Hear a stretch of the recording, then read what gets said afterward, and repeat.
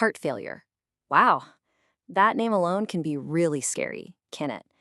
But what if I told you it's not really about an ending?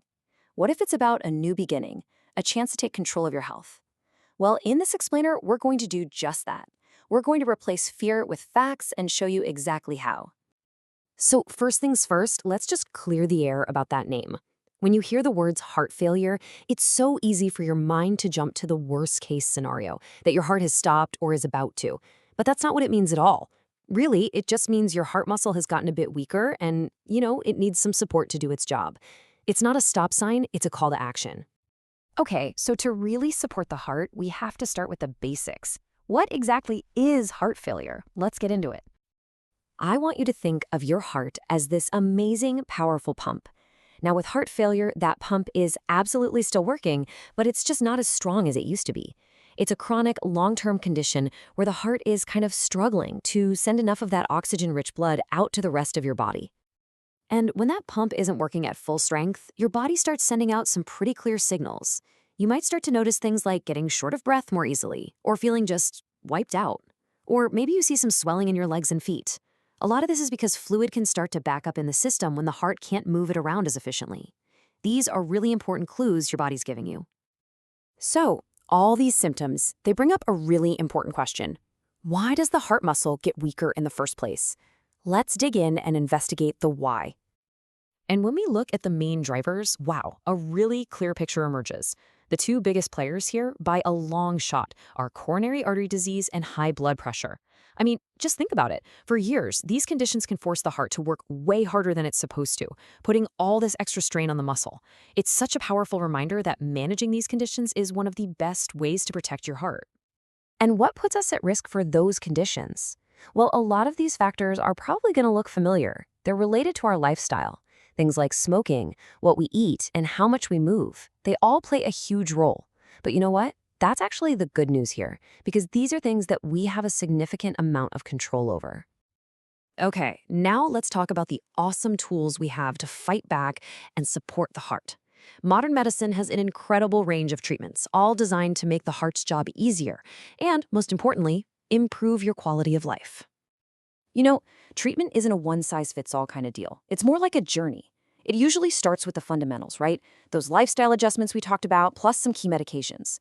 Then, if needed, doctors can add more layers of support, maybe some different medicines, or even advanced devices that help keep the heart's rhythm and pumping action on track.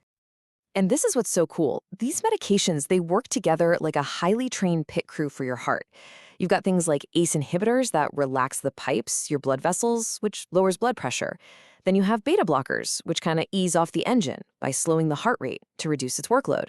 And finally, diuretics help clear out any excess fluid that's bogging the whole system down. It's this brilliant coordinated strategy to make that pump's job as easy as possible. And that brings us to what is, honestly, the most important part of this whole equation: you. Medical treatments are absolutely crucial, but the daily choices you make, they have a massive impact. This is where you get to take real, meaningful control. Let's just focus on one of the biggest game changers: sodium. Why is it such a big deal? Well, when you have too much sodium, your body holds on to water, and that extra water increases the total amount of blood your heart has to pump around. So, to fight this, the American Heart Association has this really powerful target for a lot of adults. Try to stay under 1,500 milligrams a day. So, what does 1,500 milligrams actually look like on a plate? Well, you might be surprised. A single meal with processed foods like a frozen pizza or some canned soup, that can blow right past your daily limit. Now, compare that to a beautiful plate filled with fresh, whole foods. The difference is just staggering. Choosing that plate on the right is one of the most powerful things you can do for your heart every single day. And of course, we've got to talk about movement. Now, I know it might sound a little counterintuitive, exercising a weakened heart, but the right kind of activity is basically like medicine. Gentle, regular exercise, think walking, swimming, stuff like that, it actually strengthens the heart muscle over time, improves your circulation, and honestly, it can make you feel so much more energetic. So, how do we put all of this together in our real busy lives? It's all about building a consistent daily routine, little habits that support your heart for the long haul. It really boils down to a pretty simple daily action plan. Take your meds exactly as your doctor prescribed. Hop on the scale each morning. It's the best way to spot fluid changes early.